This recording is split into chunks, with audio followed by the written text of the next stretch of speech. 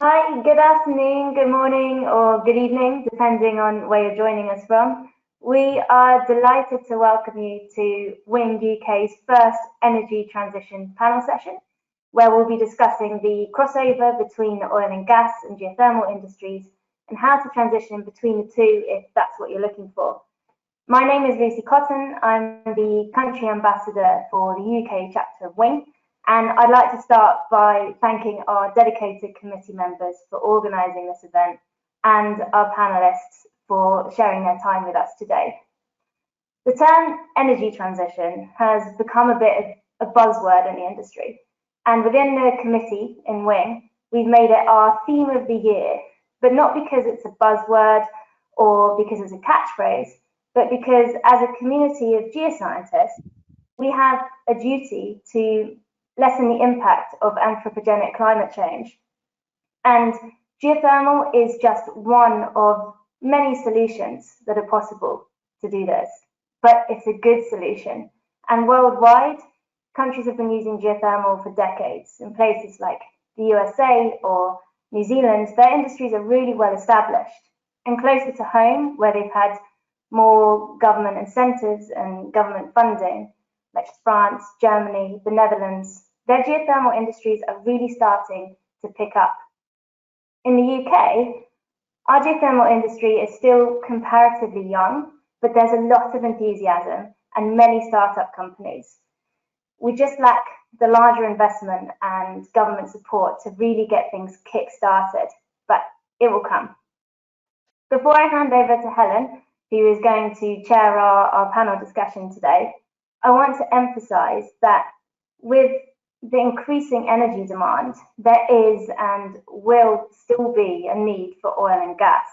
And many of our panelists and committee members, myself included, work for oil and gas service companies that have diversified to try and meet this energy demand by having a geothermal sector. So it's not an us versus them or oil and gas versus geothermal scenario. It's about how we can work together to transition to a cleaner energy future. And that in part is what today is all about. So on that note, I would like to hand over to Helen, who will introduce our 5 panelists for today. Thank you very much for joining us. Thanks, Lucy, and hi everyone. As Lucy said, my name is Helen. I am the Wing UK Communications Officer and today's panel discussion chair. Please feel free to add any questions to the chat box and also let us know by the same manner if you're having any technical issues, and we'll try and sort them out as we go. So we've already received loads of questions for our panel today, and we felt the best way to try and answer as many as possible was to group them together into 4 key topics, which are transferable skills, diversity, oil and gas, geothermal jobs, and salary job availability. So we've got lots to get through, so I'm going to crack on. But first of all, I'd like to ask our panelists to very quickly introduce themselves by name, their role and their affiliation. So Kate, if you'd like to start. Hi everyone, my name is Kate Hayo and I am an interpretation geophysicist working for Schlumberger in the London area. I also am one of the Wing UK committee members, so I'm very excited for this talk. Thanks, Kate. Mark? Hi everyone, my name is Mark Ireland. I'm a lecturer in energy geoscience at Newcastle University in the UK. Robbie? Hi everyone, my name is Robbie Billsland. I'm a drilling engineer for Eden Geothermal, and my involvement with Wing started when I met Lucy, who also works on the geothermal side at Eden, and I'm a member through that. Thanks, Robbie. Simon? Yeah, hi everyone, Simon Todd. I'm filling in for Niall McCormick today. I'm Managing Director and Chief Technologist for Causeway Geothermal, which is a new Irish-founded geothermal energy startup. And finally, Ellie.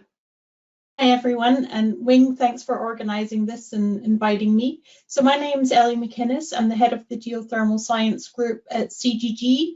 CGG is an international company, and we've been involved in geothermal for almost 20 years. My group is based in the UK, and I'm based in North Wales. Thanks, guys. And I'm going to go through the same order again and very quickly ask you all, why did you transfer from oil and gas to geothermal? So, Kate? Sure. Well, first of all, full disclosure, I spend about half of my time still working on oil and gas projects and half of my time working on geothermal. But originally, I studied to be a climate scientist, and so the energy transition is something that's always been very interesting to me. And when the opportunity arose to kind of expand my skill set into the geothermal exploration side, I jumped at it because it was just, another step towards the energy transition, and I've believed in geothermal energy for a really long time, and so I was just excited to be able to actually take part in developing that energy source. Thanks, Kate. What about yourself, Mark?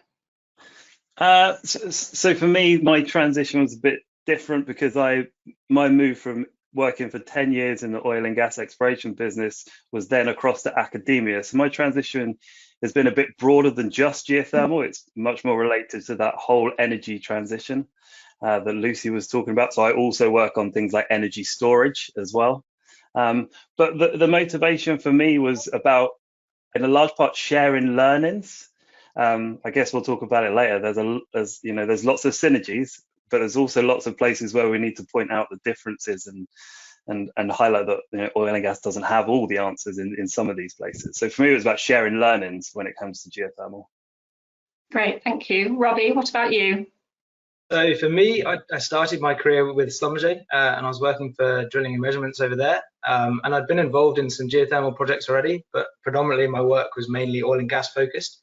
So I sort of had a little bit of an inkling into it, and I also craved working for an operator. So I wanted to switch, and as soon as I heard that Eden were going to start drilling down in Cornwall, I just jumped at the opportunity to come down and get involved. So that was my main motivation, because I felt like it was gathering pace in the UK, and to get involved properly would be, that's the best way for me to do it. A lot of transferable skills, which I felt I could take across from somebody. So that was my main motivation. Great. What about you, Simon? Yeah, my story is sort of half intentional and half serendipity. I'm 25, 30 years in the oil and gas business. And a few years ago, I decided to diversify into other forms of energy. And a couple of years ago, this is the serendipity piece, I was asked by some luminaries, geoscience luminaries in Dublin, to investigate geothermal from the perspective of commercial opportunities, but also from a technology perspective. I'm actually speaking from Texas in the United States, and so that enabled me to learn a lot about what's going on here in the United States. And then from that, there was clearly some opportunity to make a difference, and here I am. Thanks. And Ellie, how about you? So my background is in oil and gas, mostly exploration and new ventures, working for several different operators around the world. Last year, I was lucky enough to be asked to head up the CGG geothermal team. And as I mentioned, we've been involved in geothermal for a long time in the high enthalpy traditional volcanic areas. And as a company, we're really looking to expand what we offer to our clients and expand our knowledge and our technical skill sets in geothermal. So I was very, very excited to take on this role, and it's been quite a challenge to learn from the technical and the business side, because there are lots of crossovers, but it is definitely a different kind of industry. Thanks, guys. I think it's really important, certainly for this particular discussion that we're having today, for everybody who's joined us to realise that every single panel member actually started out in oil and gas and has taken a really different journey into the geothermal sector. And so I think that makes it a really sort of exciting time for the geothermal sector and for those people who are looking to move over into the clean energy and the energy transition. So today is obviously about transferable skills. So I'm going to start with the questions that have been coming in. And the first question I'm going to direct at Simon, Robbie and Mark. So maybe Mark would like to start. And so that's what skills from oil and gas are directly applicable to geothermal? Yeah. Where to begin? I'll begin in my comfort zone, which is in the geoscience sphere. Obviously, if you've spent time as a geologist or a geophysicist working in exploration or production, a large part of that is characterizing reservoirs and also importantly, not just characterizing what we think the geology is, but also understanding all the possible scenarios and the uncertainties associated with that. And I think for me, that's one really important transferable skills is if you've worked in exploration, you know how just wrong you can be about your predictions. And so, that understanding of uncertainty is for me, one of the most important transferable skills that geoscientists bring across to working in geothermal. Not that the people working in geothermal don't already have that, but if we want to expand as a sector, we need everyone to have that understanding. As most of my time is spent doing research, although I do some bits of commercial work, the building blocks of both business models and operating models are another place where transferable skills really come into play. So I think, I'm sure Robbie and Simon will touch on this, but we can't just have a really good understanding of the geoscience. We need to pair our geological understanding with operating models and business models for the resource that's down there. And a lot of people who have worked in oil and gas have got experience of working on big capital projects and trying to deliver them on budget. That's geologists, reservoir engineers, drilling engineers. That's vital, right? On budget and on time will be a key part of a geothermal sector. I think that's a really important sort of point to raise there, Mark, with respect to sort of the different sort of business models and, for everybody else out there to realise that it isn't just about the geosciences or the engineering. There's so many different roles that are needed to make exploration and exploitation of a geothermal site a success. Robbie, what about yourself? I suppose you're more of an engineering background, so what are your thoughts on that transferable skill question there? Yeah, definitely. So I studied mechanical engineering and then later a master's in petroleum engineering. And from there, my experience was predominantly in drilling. Now, with Schlumberger, I've been involved in some, like we would go to wells, so geothermal wells. And my role, whether it was geothermal or oil and gas, the role as a measurement wells drilling engineer was actually exactly the same. So the skills are directly transferable. And now that I've moved to Eden, which is obviously an operator, to follow on from what we were saying before, the structure is exactly the same. So in fact, there's a lot of transferable skills from drilling, which can be carried straight across to geothermal. Obviously, down in the southwest, we've got a lot of additional challenges with drilling in granite. But as I said, the third parties that we have on site, the guys that are working with us with Eden Geothermal, it's all very, very similar. So for geothermal, basically the focus is here, can we make it economically viable? So then that leads on to another question, can we make it cost effective? But yeah, so for me, the drilling practices are very, very similar. And that's the main thing to point out. There's a lot that can be brought across. Great. And Simon, what would you like to add to that? I'd like to emphasize the point that Mark made about risk and uncertainty, and it's actually more important in geothermal than it is in oil and gas because of the capital costs of accessing geothermal energy that Robbie just alluded to. It means that the economic margins on a geothermal project are naturally going to be slimmer than traditional oil and gas projects. So the returns profile is quite different. However, both geothermal and oil and gas both carry subsurface risk, both at an exploratory stage and at a prospect stage. And investment proposals struggle with high residual subsurface risk and slimmer returns than oil and gas. So it's really critical, the point that Mark made about dealing with and being able to express and mitigate subsurface risk and uncertainty. And the second thing I'd say is that one of the joys of a 25-year career with BP is I've got to work as a geoscientist and as a leader with lots and lots of wonderful engineers, and some of it rubbed off. And so there's opportunities for engineers in this space, for example, reservoir engineers, because we have to figure out how the resource is going to respond whether it's an open loop or closed loop systems, and the application of reservoir engineering, reservoir simulation modeling is equally applicable to geothermal as it is to oil and gas. The difference, of course, is that there are other things to solve for, like thermal conductivity and thermal specific capacity and things like that. And the list goes on. You know, if you think about rock mechanics, drilling, completions, all sorts of opportunities for oil and gas people to humbly enter the geothermal space to innovate and add expertise. And then finally, I just really underscore Robbie's point that because the margins are so slim, capital efficiency is going to be really important. So the ability to drill wells quickly, efficiently, safely is going to be paramount in this business. Thanks, Simon. And leading on from that, very specifically, lots of people were interested in how you might use oil and gas specific techniques to explore for geothermal resources. So Ellie, would you like to start on that? Certainly, yes.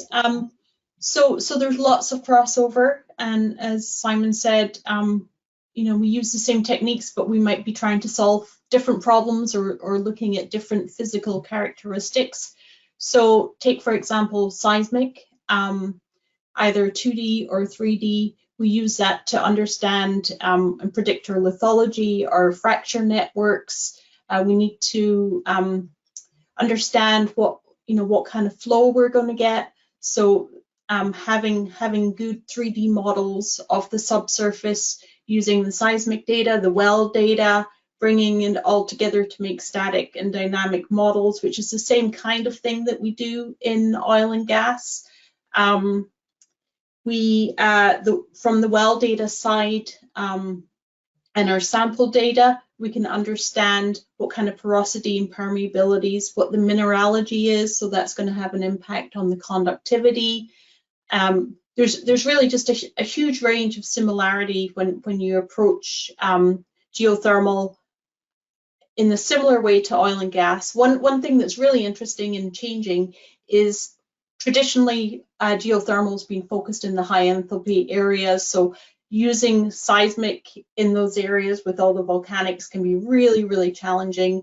And now that we're shifting our focus towards sedimentary basins, it's opening up a whole new way of looking at the subsurface for geothermal. And obviously seismic can be very expensive. So looking at ways to reduce the cost for seismic, and also looking at reprocessing existing seismic data for specifically geothermal targets. Depending on what previous targets there were for oil and gas, we might need to reprocess to image better a different interval. So it's a lot of overlap, but some differences as well. Thanks, Ellie. Simon, do you want to add anything to that at all? I thought that was a great answer from Ellie. Actually, the one or two things I'd add, what I'm appreciating is that because, as Ellie said, the properties that you're looking for are somewhat different from oil and gas. There is crossover, but it's somewhat different. It actually introduces a new market for different techniques or new learning about old techniques. So, for example, magnetotelluric investigation is one small example. I had an interesting conversation with Gordon Stover of Adrock a couple of weeks ago about his new technique, which is some kind of dielectric radio wave technique of investigation. And so I think there's actually some interesting opportunities for innovation in these investigative techniques. Thanks, guys. So Kate, what are the differences between exploration techniques for oil and gas versus geothermal? So I suppose we've sort of answered that, but is there any further expansion you can add to that? Well, I would say the one thing that I can add from my experience, my sort of foot in the door to geothermal was having a background in potential field data and electromagnetic data. And the projects that I work on primarily typically don't utilize seismic data at all. We're lucky if the clients have a couple of legacy 2D lines kicking around that are usually pretty poorly imaged. So we don't even typically use that very much, you know. So as we said, we're looking more for like basin properties rather than in oil and gas, where we're really looking at detailed structural interpretations of faults and basin dynamics.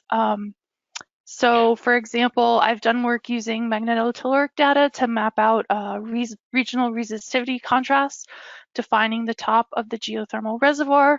We've used gravity data to map, actually repeat 4D gravity data to map bulk fluid transport if there's any migration of the fluids within the reservoir through time after production started. We also sometimes will look at, you know, magnetic data to see if there is any signature of hydrothermal alteration in the rocks due to, you know, the fluid pathways and the different things that are happening in the reservoir.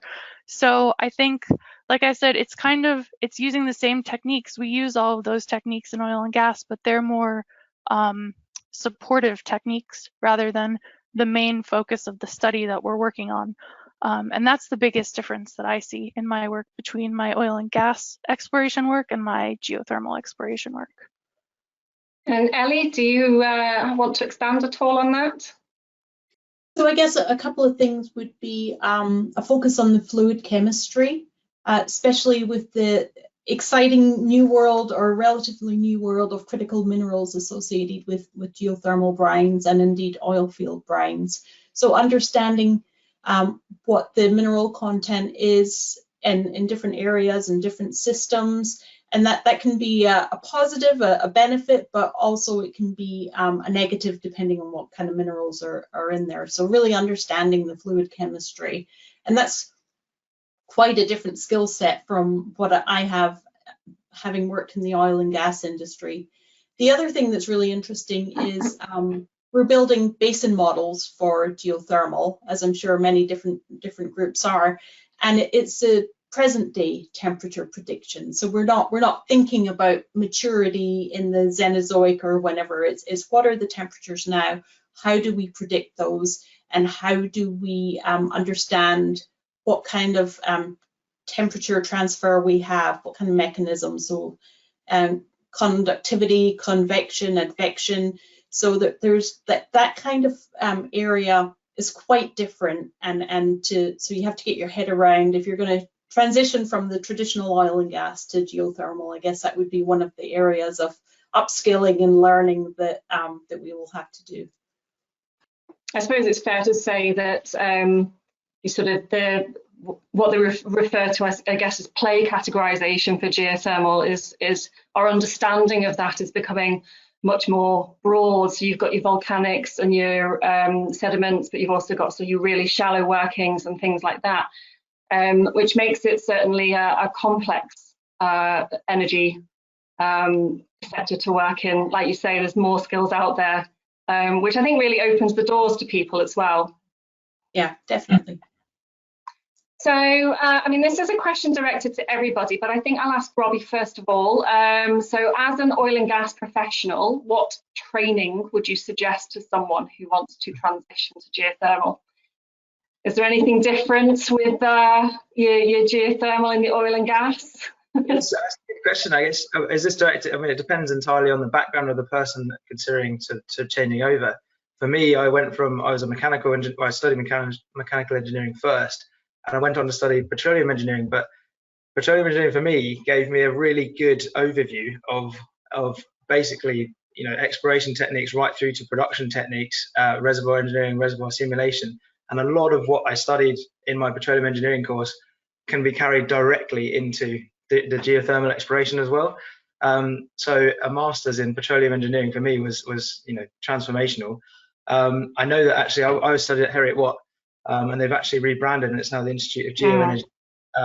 And it's a fantastic move because then it doesn't channel you direct. You know, people might be put off by petroleum engineering thinking that's purely oil and gas. Actually, a lot of the course content is very, very similar to what the new course is. They've just rebranded it, and I know that a few of the modules have changed. So for me, obviously, I went from mechanical to petroleum, but now I've ended up in geothermal.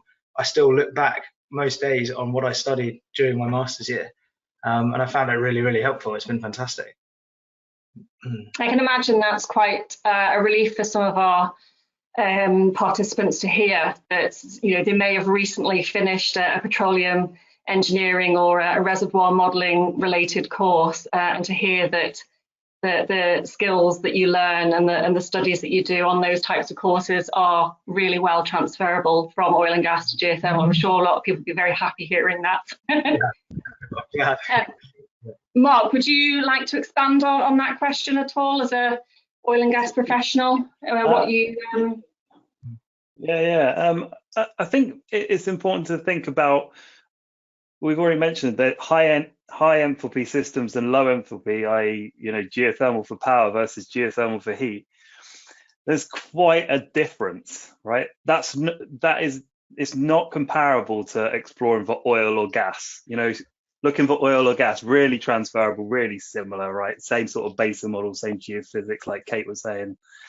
High enthalpy versus low enthalpy, really different. It would be difficult if you were hunting for a course to do as an industry professional to find one course that covered all of that in a very short space of time. So it's worth thinking when you're thinking about that professional development. Okay, is it the geothermal for heat or the geothermal for power that I want to explore? Yeah, of course you could explore both, right? Do both courses, but my suggestion would be that there's such a contrast in techniques, both from a geology point of view, but also from, you know, a resource development, how you access and produce that resource and what you do with that resource once you get it to the surface, all those associated surface facilities, they're wildly different in many cases. So I think, yeah, keep in mind two different bunches of training out there, I would think, for high enthalpy versus low enthalpy. Robbie sat there doing something very different than the projects that are looking for mine energy in Glasgow, right? One course wouldn't capture all of that.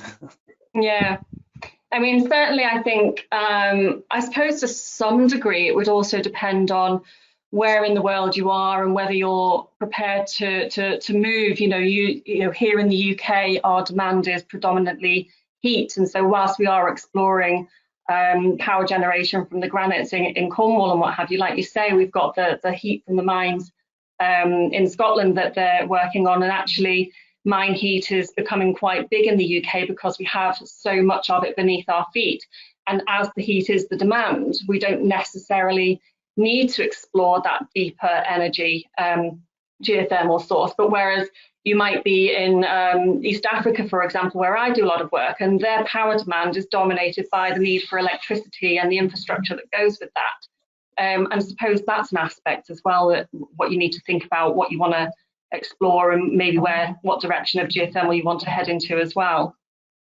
So I suppose, Mark, I mean, expanding on what you've just said, what's it like in academia with courses? I know Robbie's already mentioned that some universities are adjusting their courses to fit in with this energy transition and the growth of geothermal and so on. So have you got any thoughts or suggestions for that? Yeah, so I think it depends where you are in your career stage. If you're an undergraduate still and you're looking at making module choices, of course you can look at those choices within your degree program that perhaps cover things like hydrogeology as part of that. You know, if you're looking towards master's courses and kind of postgraduate, then I think there are essentially two options, right? There's a geoenergy course to give you the breadth, and you know, I said earlier, I'm interested in the breadth, not just geothermal. I've got a bit of geothermal, a bit of carbon capture, a bit of energy storage. A geoenergy course gives you that. But a hydrogeology master's, you know, aquifer flow properties and understanding aquifer behavior, aquifer modeling, there's a huge amount of crossover. And you know, of the hydrogeology modules and courses I've seen, you know, there's a great amount of value in those. So also that gives you options as well about, you know, as a geoenergy course gives you options about various energy projects that you might get involved in. A hydrogeology course, of course, gives you the option of working in the water sector as well. So, you know, there's more than one choice at play here. And we probably shouldn't, we should mention environmental science, environmental protection. A hydrogeology course will give you some of that, but environmental science courses will give you that really important part is actually we're going to be producing waters, and it doesn't matter what country you sit in, protection of water resources is the key thing. So there's a key role for environmental scientists throughout the geothermal business model as well. So I think the existing courses are very valuable. On the engineering side, Robbie's point is spot on. The engineering you learn as a mechanical engineer and then took to a petroleum engineering course, just because it's called petroleum engineering, that engineering is not just about petroleum. And so I would just encourage people to look carefully at the course content, not the course title. Yeah, it's a great answer, Mark. Thanks for that. And it's probably also worth sort of pointing out a little bit here that whilst we're talking very strongly here about sort of the geosciences engineering, we've touched on the business side of it as well, environmental sciences.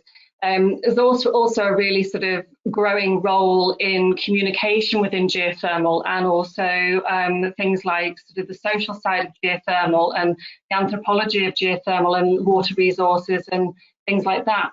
And so if you're more interested in the sort of the social side of resource development, there's also things that you can do as well along that route, I think, as well. So I think we'll leave transferable skills behind for a little while. We might come back to it. So our next topic for discussion is diversity.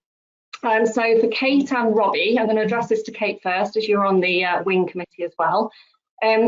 Have you noticed, or did you notice a difference in the cultural environment in terms of sort of equity and inclusion and what have you, when you moved from oil and gas to geothermal, or in your case, you're switching between the two? So do you really notice a difference? So I would say the biggest difference that I've noticed within my organization is just the number of women that are in managerial positions, but not only managerial positions, but high visibility managerial positions. The team that I work with on the day-to-day basis, it's still very heavily male dominated.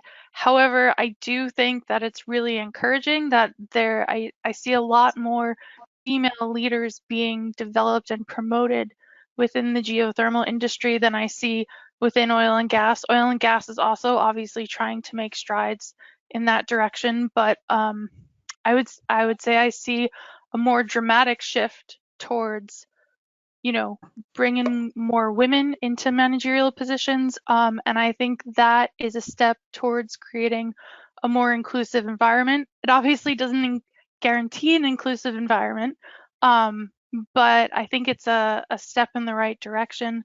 I think I've also noticed on the geothermal side of the business, there's a bit more open communication about things like,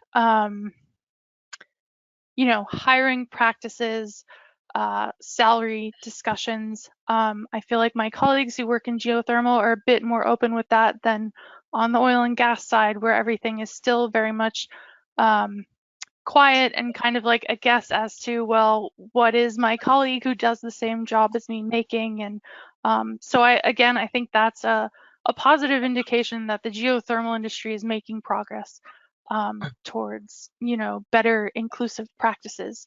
Not that oil and gas, I would say, in the 10 years that I've worked in it, has gotten a lot better than it was 10 years ago, but I think geothermal might be moving just a little bit more quickly.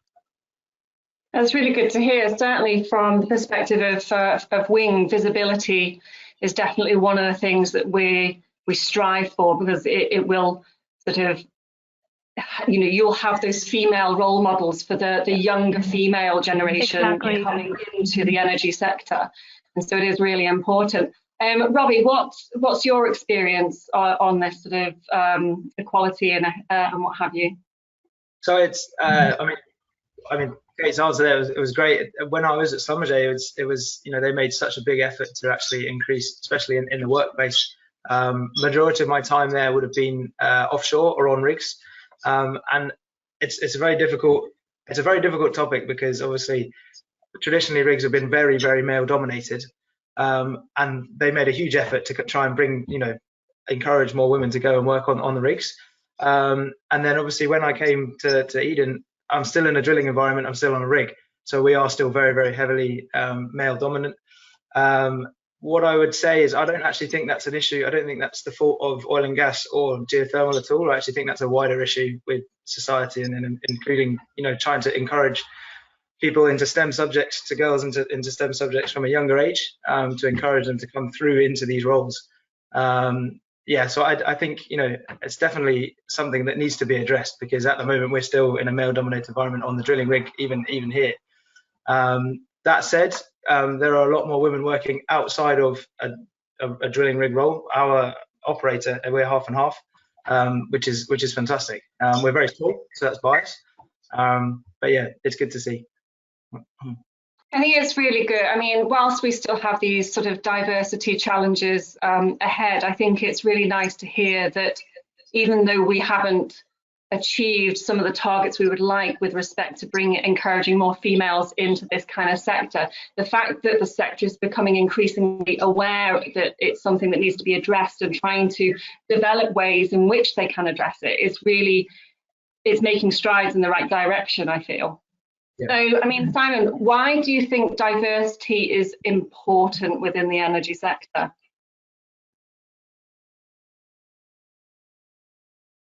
Yeah, for all the reasons that I think the previous people were touching on, that there's an interesting thought that crossed my mind, is actually this geothermal revolution that we're embarking on is a tremendous opportunity for diversity, as opposed to something that needs to be taken care of. And what I mean by that is you made me think about Valentina Kretschmer's post on LinkedIn a year or so ago, where she pointed out that a global survey of people around the world, it came out with a far greater percentage of women were likely to be concerned about the environment and dealing with climate change than men, and that it didn't matter which country you were in.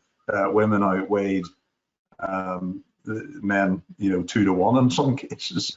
And her argument was from that, well, actually what you need to do is to make sure that there's a fair proportion of women on company boards, so that company boards are effecting change that's necessary.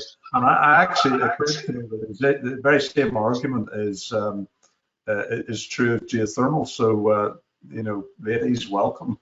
Let's get after this change, and we're fortunate enough to, in Causeway Geothermal, we're fortunate enough to have Alison Isherwood and Helen Doran on board already, and we're benefiting from their diversity of thought enormously. That's great to hear. Excuse me. So our next topic is sort of the oil and gas versus geothermal jobs. There was loads of questions sent in to us about sort of what the prospects are for somebody who wants to move from oil and gas into geothermal. So first question is actually to everybody, and I'm going to start with Ellie, if that's okay. I'd like to know, I mean, you've touched upon it already, but what opportunities came up that actually allowed you to transfer from oil and gas to geothermal?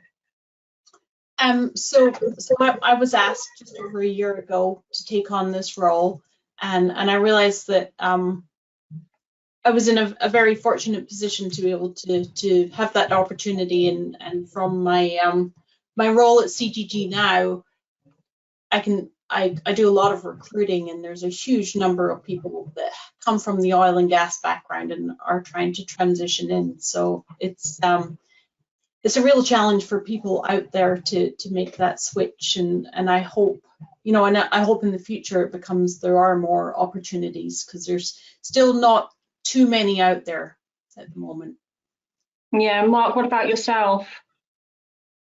I mean, I think if I looked at before I left the oil and gas industry, while I was still at BP, one of the things that really helped the opportunities that came from my transition was to work on technology and innovation projects, things that allowed me to think outside of my comfort zone in my existing role. Taking on those sort of projects gave me some space to think outside of my conventional oil and gas exploration workflow, so that when the opportunity to change roles came up, I'd already been thinking about working outside of oil and gas. That was really key for me. There was lots I was fortunate enough to be able to do in my oil and gas role that was, maybe it was just 5 or 10% of my time, but it was just enough to kind of get a foot in the door, as it were, early on, so that when the opportunity was there, I was able to take it. Thanks, Mark. And Kate, what about yourself? You're because you're doing a bit of a 50-50 split at the moment, how did that oil and gas to splitting between the two different resources crop up for you? Well, I would say similar to Mark, I have the part of the company that I work in traditionally primarily focuses on seismic for exploration. But because I had a background in potential fields and electromagnetics, as they were building a team that was working more and more on those projects, the interpretation role came along, and I had the background, so it was a great opportunity for me to slot in there. One thing I would like to say that has helped me is just, getting involved, not even necessarily within the organization, but like I became involved with Wing UK as soon as I moved to London earlier this year. I also am involved with the SPE Aberdeen Geothermal Committee and the SPE London Net Zero Committee, and just having that visibility of people outside my organization who are working on these problems and what they're doing and the solutions that they're coming up with, I think that can only benefit you in the long run. So not only kind of waiting for opportunities to rise, but also sort of going out there and seeking them out yourself and trying to find ways to connect with people who are working in the fields that you're interested in. I think that makes a big step in the direction towards making the transition. That's a really good sort of thing to highlight there, Kate. And obviously that expands even further your networking capabilities and learning from other people and having that chat about, well, I do seismic, but we've worked this out, and I do magnetos, and we've discovered that it works for this, and things like that. And so we're always learning, and the networking opportunities are really quite important. And anybody who's listening with us, if you want to find out more about women in geothermal, we can certainly post that up on the posts that have been on LinkedIn and what have you. And we can help you find out sort of if there's country chapters already set up, and if there aren't country chapters already set up, we can help you set up your own country chapter as well. Robbie, so what about yourself? You've already touched upon it again, as everybody has, but your specific opportunities that arose that allowed you to transition over to geothermal? Yeah, I mean, following on from Mark and Kate said, I'd already worked with Schlumberger, their involvement in geothermal projects. I'd already had an insight to what it was like to work on it, specifically drilling for geothermal. And from that, it basically gave me the confidence to read around the topic and think, actually, the transfer here might actually not be as difficult. It broke down a few of the barriers. And the other thing, it led me to look on LinkedIn and actually look out for organizations. And actually, my introduction to Eden Geothermal came through a connection on LinkedIn who said, have you heard about Eden Geothermal? They're looking for somebody in drilling. And that's actually how I applied and then got the job. So I would just encourage people to read around the topic and put yourself out there. And if you're interested in it, I'm sure most people will be more than happy to give up some of their time just to have a chat, or maybe even just an email going backwards and forwards. Because it worked for me, and I didn't realize it would work that way, but it did, and I'm very, very happy it did so. And Simon, what about you? Yeah, I'd like to say two things about it. One, about 3 years ago, I started diversifying and learning about energy transition, reminding myself about climate science, and got into the weeds of different energy supplies, different energy demands, and that context that I derived from that personal inquiry was very helpful when the geothermal opportunity came up, because I understood then what role it could play. The other thing I wanted to say on this topic is, we're just getting started. It's you could actually say it's a bit like solar was 15 or 20 years ago. There's a number of companies here trying to build a market, build a technology, build an industry, and this is particularly true of low enthalpy, as Mark was saying. I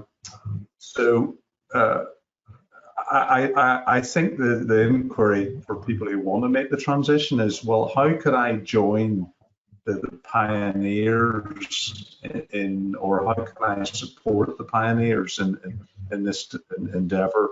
So, for example, get out there and raise your voice about the opportunity of geothermal in the energy transition for the UK, Ireland, and everywhere else for that matter. Great, thanks, guys. So I suppose one of the big things is what's the availability at the moment. And whilst we have a global audience with us today, we've probably, I don't know, I could be wrong on this, we may have more familiarity with the status of jobs within the UK. So Mark, should we start with you? Do you have any thoughts on sort of the job availability here in the UK and maybe the wider field as well? Yeah, well, I'll start with the wider field because it's important to have the context. So in about 2016-17, there was an EU study on the number of geothermal supported jobs across the EU, and there was about some 10,000 jobs in geothermal in the EU. Now that doesn't include the entire supply chain, so that doesn't include every supplier of pipes and tubing, but those focus. So even the whole of the EU is not a huge job market right now. I think Germany has around 140 operating geothermal schemes. That doesn't mean there's 140 geologist jobs in geothermal. So and the UK, as we said, is kind of at its really infancy when it comes to a developing job market, and it is a bit of a hard realization if you're looking for a geothermal job. Is the hard reality is there are not the same number of geothermal jobs available as there still are for oil and gas geologists. Probably it's the unfortunate situation. That said, I think everyone's pointed out here, and Kate and Robbie in particular, they transitioned this idea of holding a job that part of your time is one thing and part of your time is geothermal. Those sort of opportunities are really interesting. And so I think when people are looking for jobs, I'd encourage them to ask those questions. Perhaps there's a job as a hydrogeologist going. Well, it'd be a great opportunity in looking at that job to say, could that involve aspects of geothermal? So, in this period we're in, this transition where hopefully we'll see the number of jobs grow, I think, a bit being proactive and looking outside of the conventional job descriptions could be a really good route into a geothermal role. I think at the moment we're finding in the UK, the number of individual roles is fairly small. Thanks, Mark. And Ellie, I'm going to ask you the same question because I'm aware that CGG are starting to develop geothermal related internship programs. So what's it like within CGG? How's that going, and how do you see it going in the future for both CGG and maybe again the wider sort of market? So we're well, my team is largely UK based, but we're a global company, so we work on geothermal projects around the world. I was going to take a step back from geothermal and think about the energy transition as a whole. It is a rapidly growing area, and one underlying skill set certainly for myself and my fellow energy transition managers at CGG is the data behind everything, the subsurface and the above ground data. So having people that have really good data science skill sets along with the geoscience or the engineering is really key. And I know when I'm recruiting for whichever level, having someone with the data science skill set is certainly a bonus. And that's something that I've missed out on. My data science skills are very low, and I'm really anyone that I bring into my team, that's something that really makes them a strong candidate, assuming they have the other skill sets alongside. So whatever area of the energy transition you're interested in, try and get those skills in the data science side. Thanks, Ellie. And what about yourself, Robbie? Yeah, I mean, for me, most of the, well, when I was considering moving on from Schlumberger, there was very, very few, having identified that I wanted to move into geothermal. A lot of the opportunities were largely based in academia, so either research positions or PhDs, funded PhDs, which I believe there are still some out there. And actually, looking on that, we have 2 PhD students on the site at the moment, and it's an amazing way for them to get involved in the project, because they come to the site 2 to 3 times a week as part of their studies and their research, and that must be fantastic for them to actually be the time. Obviously, they've timed it perfectly because we've actually got an operating project happening at the moment, and they're able to come in. But I think for them, they must be, that must be invaluable. That they can go out and speak to as many different people as they want to on the rig, and really get a good exposure to exploration geothermal. So yeah, PhD I think would be a great way in. That said, there might be a few people that don't want to commit maybe 4 years back in academia having finished the degree. So I'd say there's very few opportunities out there specifically for engineering as well. But as we've said quite a few times, you can diversify from a role into another role that's more geothermal focused. But yeah, it would be amazing to see more engineering opportunities come up in geothermal. But yeah, so hopefully that happens as the industry starts to gather. Thanks, Robbie. So I'm quite conscious of time. So I think what I'll do is I'll just go to a more sort of quick takeaway discussion from everybody. And specifically looking at the UK market, what do we feel the future for geothermal is here in the UK at the moment? Again, we've touched upon this, but Kate, maybe you'd like to start? So, I mean, for me, I think, as we've already said, the low enthalpy district heating networks, I think, is probably the biggest opportunity that I'm seeing in the UK at the moment. It kind of solves a number of problems, including, reducing carbon emissions, providing affordable heat to people in areas where heat poverty is a problem. And it's also a reliable source of energy, and you don't need a super high temperature rock in order to produce a district heating network. So I think that is probably the biggest opportunity. The other thing that I've heard talk of, but I haven't seen much work in this direction, is the cogeneration of geothermal energy with oil and gas resources in the North Sea. I don't know if this is the future, but I think it's certainly an interesting topic. And I think if we're looking to get the oil and gas industry more involved in geothermal, this is certainly an area where it's right in their field of expertise, and it would be a really great way for people trying to make that transition to jump into the geothermal industry by applying the oil and gas skills with the geothermal. But yeah, I think, like I said, I think the biggest opportunity is really with the district heating networks, which I believe even the government is now just announced a really big investment in some district heating using heat pumps, geothermal, and solar. So. Great. And Simon, what are your thoughts on the future here in the UK? Yeah, no, I think it's all about heat. It's not about power, it's about heat. I did some math, some sums this morning, and Island of Ireland, which has got Northern Ireland, Republic of Ireland, it's 50 terawatt hours of heat demand every year.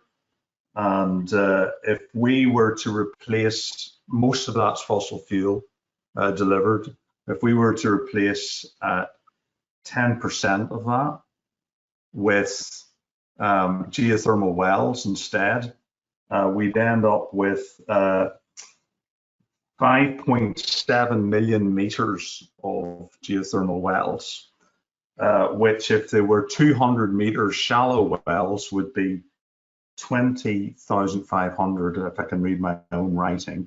Or if they were 1 kilometre wells, they'd be 5,700 wells of 1 kilometre length, and that's just 10% of heat demand in the island of Ireland. And then the GB is, I don't know, it's 30 or 40 times bigger than that. So that's a big prize, and that's a lot of jobs.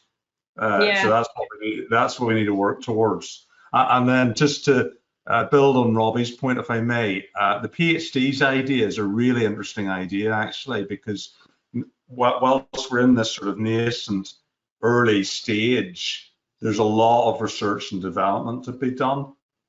So a partnership between industry and academia in the UK and Ireland is, developing masters and PhD topics to quickly address some of the needs, both from a point of view of data collection and a point of view of investigating different phenomena. That would be a really good way in for both industry to get to learn and for individuals to join the industry. I thought that was a really good point, Robbie. Thanks, Simon. So as we've just got 5 minutes left, I'd like to take the opportunity to thank all of our panelists today. It's been a really interesting and insightful discussion, and of course, thank everybody who's joined us today to listen in. Lucy, are you there? Are you still with us? I am, yeah, thank you so much. That was such a good discussion, really got a lot out of it. I think for me, the 2 points that came out of it that were quite interesting was innovation seemed to be key to moving forward, whether that's in academia, trying to innovate which course you take to get you into geothermal because there's no specific geothermal course, or upskilling the industry is going to take innovation as well and how we get around that. I loved Simon's figures at the end of 5,700 wells per kilometre. That's just for Ireland, that's great, that's really positive. And the other point that seemed to come up in discussion was communication was also key, whether that's between the businesses that have already set up, about talking about the technologies we can take forward to really drive this industry, lobbying governments and giving geothermal a voice, or whether it's for people looking to get into the geothermal industry, communication with the people already here is also key. And reach out, we're an enthusiastic bunch of people. More often than not, people will respond and talk to you. But overall, thank you so much for your time. It's been really, really great discussion.